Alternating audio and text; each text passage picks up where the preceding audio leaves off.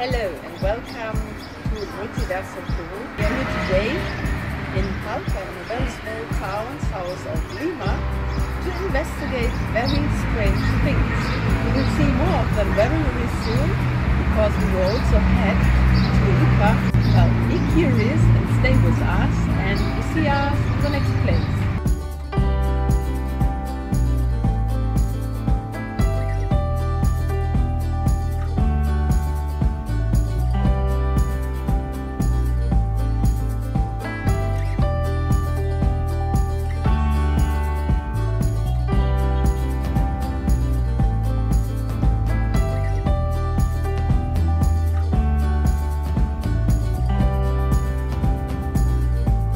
From the main square in Palpa, we went to one of the surrounding petroglyph fields to examine the condition of those historical stones. We had traveled to this place before the pandemic, and we were now relieved that everything remained pretty much the same. But there is no protection for this important historical evidence. They are basically left to decay.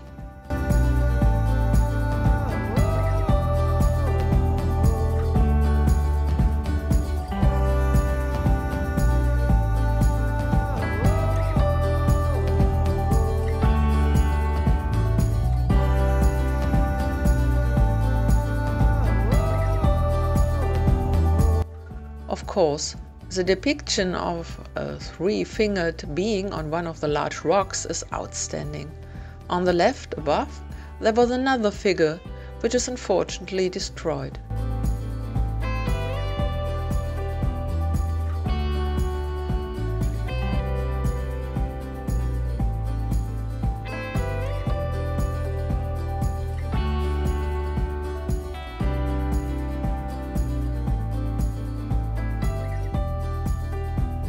Our next destination was Ica.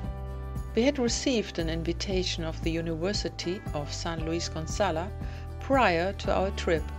Finally, we would be able to see the tridaktyl mummies closely, giving us the opportunity to develop our own opinion about the findings and also to ask some questions.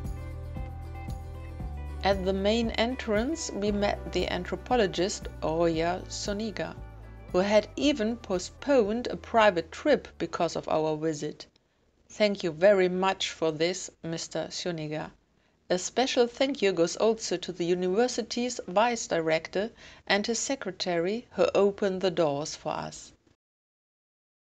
When we arrived at the exhibition room of the mummies, yes, I know, it really doesn't look like one of the rooms that would be reserved for such a finding in Europe, Mr. Zúñiga greeted us and explained again how the mummies had been found and how they eventually ended up in the hands of the University of Ica.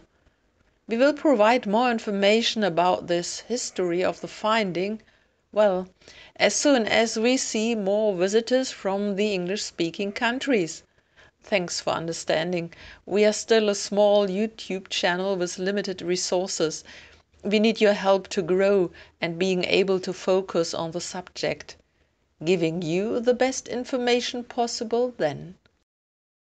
He particularly points out that there's a lot of negative press from all parts of the world because of the participation of several ufologists, which led to doubts about the authenticity of the mummies. The Mexican ufologist Jaime Maussan, who is jokingly referred to as Jaime Farsan, John the Deceiver, throughout South America, provided significant financial resources for DNA analysis. A forensic scientist and a biologist who unfortunately had made hasty conclusions in advance about the so-called Roswell alien mummy, which finally turned out to be the mummy of a 2-year-old boy from a North American tribe, were working together with Jaime Maussan, and they are now involved in the first analysis of the tridaktyl mummies. Their mistake in the Roswell mummy case was that they based their analysis only on photos that were several decades old and also in poor condition. In my search for unexplained but still believable incidents regarding the sighting or finding of similar beings, I came across the Ariel School case in Zimbabwe in the year 1994. There, during a break time at 10 a.m. on a September morning, approx 60 children had an encounter with strange beings, which almost seemed to be cousins of the Nazca Mummies. Although the pupils cried and screamed, running to the only teacher close, she was at the school stall while her colleagues had a reunion in the conference room, to come with them to see those strange beings herself, she didn't leave the shop, thinking it was all about tricking her. The other teachers didn't hear the children's calls and screams. Since these 60 children were in a very upset state even after the event, the school director asked the children to make drawings of what they saw. These differ in some points, but almost always agree with the information about the large eyes, the small figure, and an almost faceless aspect. The Nazca mummies also have these large eyes, are very small, have an almost invisible nose and an equally small mouth, and no ears were visible.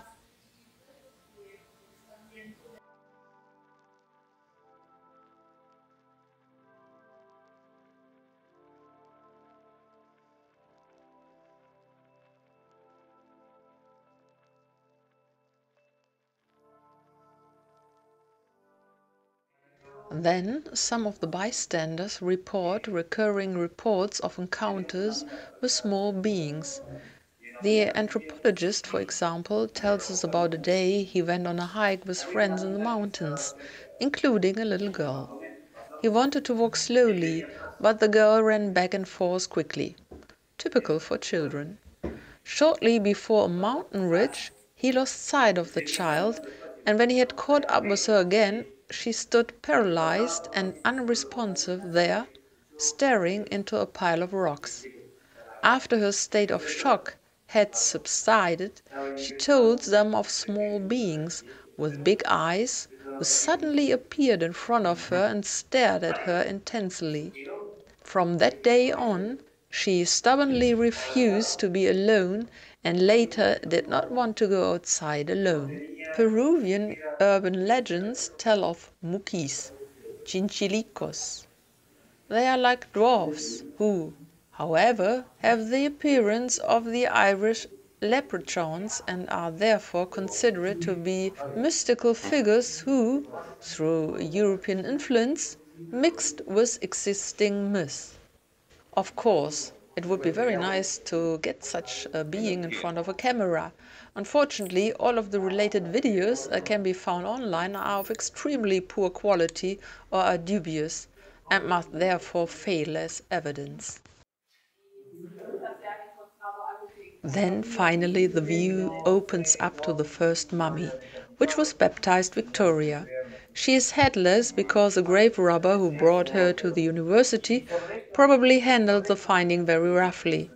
Roger Zúñiga also received no information about the loss of the head. Obviously, it's not papier-mâché. That's what the critics claimed shortly after the mummies had been found. Do the fingers always have the same texture, I ask? This is also confirmed to me by the anthropologist. In all mummies, the length of the phalanx is almost the same. Of course, all have only 3 fingers per hand. Where there are nails in humans, it is more like a claw in these mummies, and the bone structure is very small and fine, so that one involuntarily wonders how it could have been faked. At the feet, Mr. Zúñiga adds, the soles of the feet are very short. The chest area is very pronounced. The shoulder blade is missing. Just completely different from humans.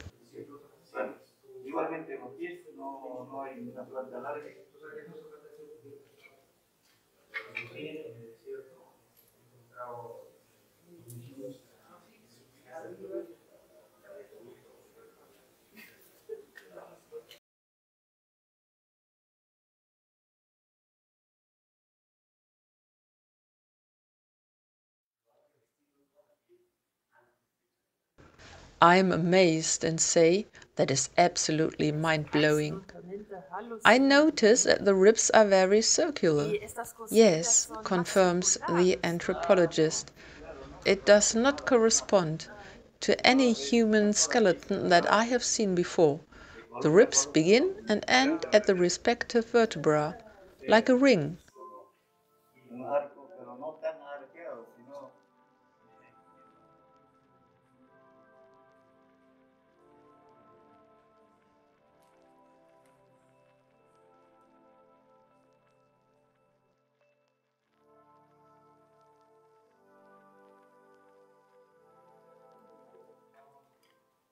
Now it is Mummy Allbet's turn, who, however, is only covered by a thick layer of diatomaceous earth.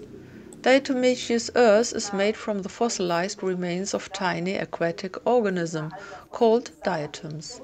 Their skeletons are made of a natural substance called silicia. Over a long period of time, diatoms accumulated in the sediment of rivers, streams, lakes, and oceans. Nowadays, diatoms are processed into fine powder in order to use them as a natural and environmentally friendly insecticide. What is strange about this diatomaceous powder on the mummies is that although it is from ancient times, it was processed just as well as in our modern times. The skeptics have always said that the small mummies are actually composed of llama bones, among other things. However, llama bones in a DNA analysis would show almost 100% llama DNA, but the mummy bones of the smaller ones that were subject to an analysis show a maximum of 0.0032% of it, which corresponds to a completely normal value caused by contamination from the environment at the place of discovery. That is not unusual. Initially, small amounts of dog and cat DNA can also be found. The grave robbers, for their part, are likely to have contributed to the contamination, as they, of course, do not wear surgical gloves while digging. The eyes of the beings were very large, which suggests that they were nocturnal and are beings used to the dark, so alive in caves cannot be ruled out either. I mentioned a few studies that show a peculiarity of the auditory ossicles. These beings would have been able to hear very well in the low frequency range, as it is the case in desert animals. I've racked my head a bit about locomotion, I continue, and ask, could it be that this foot anatomy suggests that the creatures could easily walk over stones? It would be possible, he replies. There are some hypotheses about it. He then explains how the beings could have walked. This would not have happened with the entire sole of the foot, as in humans, but only with the outermost points of the foot. For example, the last phalanx of the toe, and what corresponds to the heel in humans.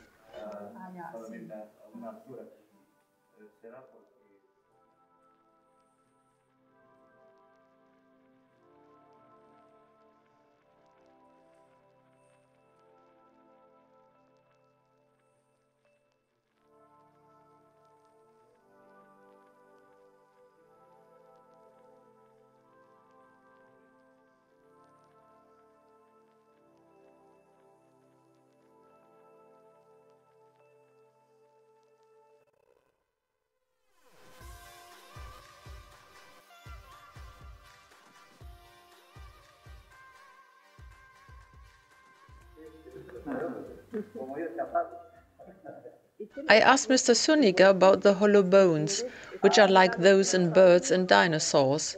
Here he can only guess why they had such light bones, because they obviously could not fly and were not as heavy as dinosaurs. Perhaps, he remarks, in order to get around quickly, counterbalancing their robotic walk.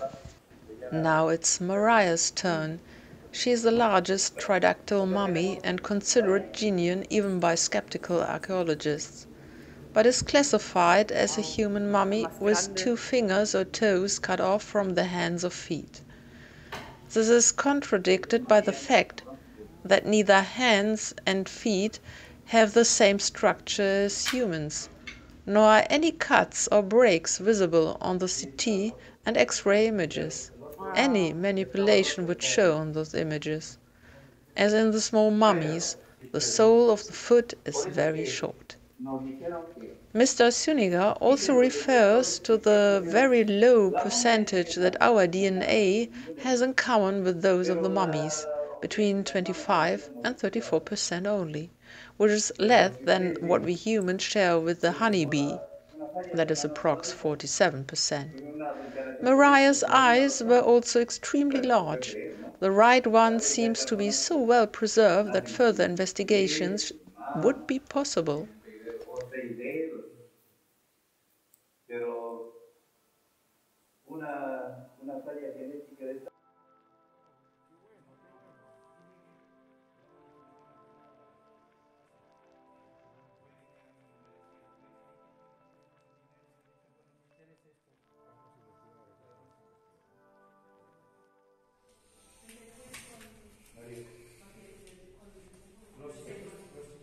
You are keen visiting the mummies with us, combining this with a tour in Peru? Then do not hesitate and write us. More information in the description below. Hope seeing you soon!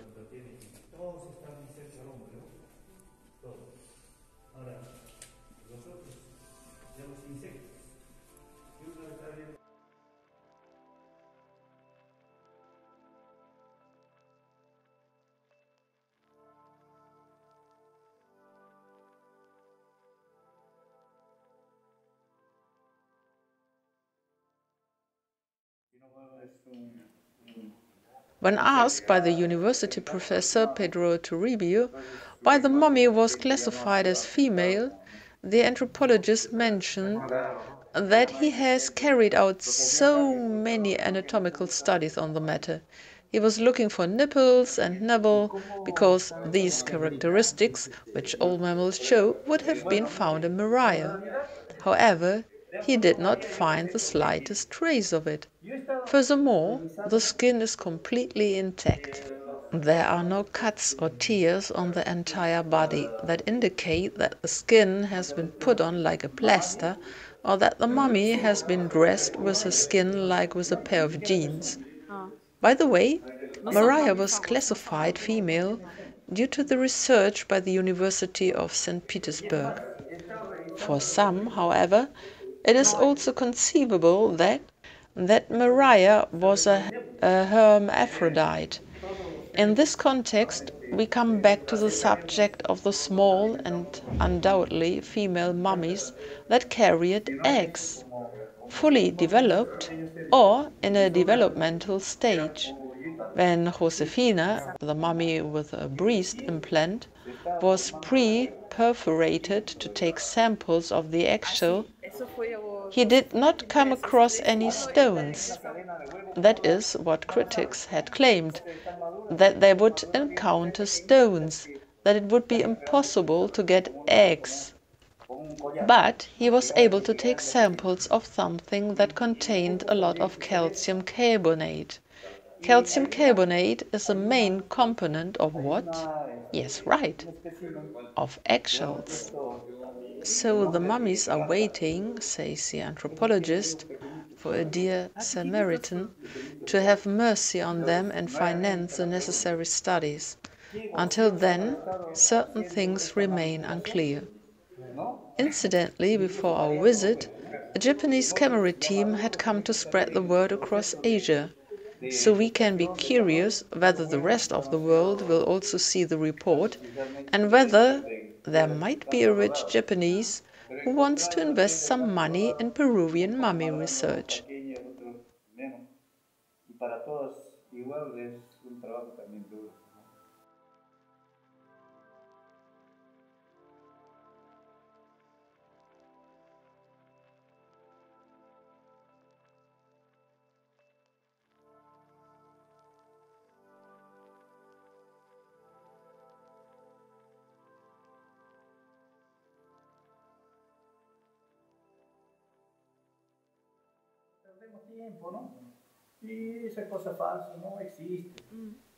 When asked again about the critics, Mr. Zúñiga says that in his opinion, an analysis using photos of X-rays is hardly suitable for forming a well-founded opinion. I asking about the German archaeologist Markus Reindl, who works in the area, and his Peruvian colleague Johnny Isla. Both speak out against these mummy findings. Did the German archaeologist convince himself of what it was with his own eyes before he made his judgment, I ask? We know the opinion of these gentlemen, Zúñiga replies, somehow bitterly. None of them has ever appeared to look at the mummies or to prove beyond any doubt how something like this can be forged. The journalist Joyce Mantilla interjects. The critics have always stated that there are no X-rays, that there's no access to the mummies, etc. Now the mummies have been at the university for 2 years. That would have been enough time to appear and present their counter-arguments. But they do not appear to present their hypothesis. Of course, that was difficult during the pandemic, but now that can no longer be used as an argument in favor of a mere assessment from a distance. They should come and prove that what they are claiming is true. Zúñiga confirms this. We'll be happy to welcome them here at the university, he says, so that they can present their proofs. We will be happy to help with anything. What do these gentlemen believe? That you can skin a mummy? As already mentioned, there are no cuts, no glue points, no damage of any kind to suggest this. If it were just about skeletons, it would be easier to talk about a falsification. But since they are complete mummies, the matter is not that simple. Because there are still organs in the mummies, Maria even has fossilized excrement in the digestive tract, the so-called cropolyth. So you could even find out what Maria ate before she died. The brain also remains in Maria's skull, also in that of the other mummies. Even the best specialists of the ancient Egyptians would probably not have been able to remove this through the nose, because Maria does not have large nostrils like a person. Everything has grown very filigree.